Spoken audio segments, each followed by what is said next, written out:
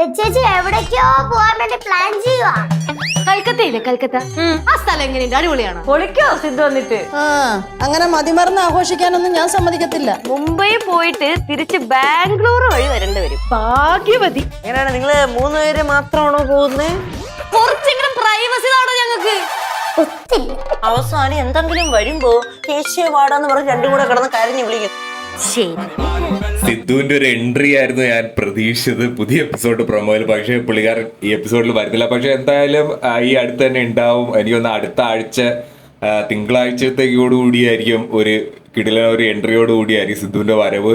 അത് സിദ്ധാർത്ഥ പ്രഭു ആണ് എന്ന് കൺഫേം ആയിട്ടുണ്ട് കേട്ടോ. ഡെയിൻ ഡേവിസ് എന്ന് ഞാൻ പറഞ്ഞിരുന്നു, അതെന്റെ ഒരു മിസ്റ്റേക്ക് ആയിരുന്നു. ഡെയിൻ അല്ല, സിദ്ധാർത്ഥ പ്രഭു തന്നെയാണ് എന്തായാലും സിദ്ധുവായിട്ട് വരാൻ പോകുന്നത്. പുള്ളിക്കാരൻ നമുക്കറിയാം തട്ടിമുട്ടിയിലൊക്കെ ഉണ്ടായിരുന്നു, പിന്നെ സൂസുവിലൊക്കെ അടിപൊളി പെർഫോമൻസ് ഒക്കെ കാഴ്ചവെച്ചാൽ അത് എത്ര എക്സ്പീരിയൻസ്ഡ് ആയിട്ടുള്ള ഒരു പെർഫോമറാണ്. അപ്പോൾ പുള്ളി വരുന്നത് എന്തായാലും ഉപ്പും മുളകിന് ഒരു ബൂസ്റ്റ് ആയിരിക്കും. അപ്പം പുള്ളിയാണ് നമ്മുടെ സിദ്ധു, നമ്മുടെ ലച്ചുവിന്റെ ഹസ്ബൻഡായിട്ട് വരുന്നത്. അപ്പോൾ ആ പുതിയ എപ്പിസോഡിന്റെ പ്രൊമോയിലും സിദ്ധുവിന്റെ ടോപ്പിക് വെച്ചിട്ടാണ് തന്നെ പോകുന്നത്. ഇവർ വന്നിട്ട് കുറേ ട്രിപ്പൊക്കെ പ്ലാൻ ചെയ്യുന്നുണ്ട്.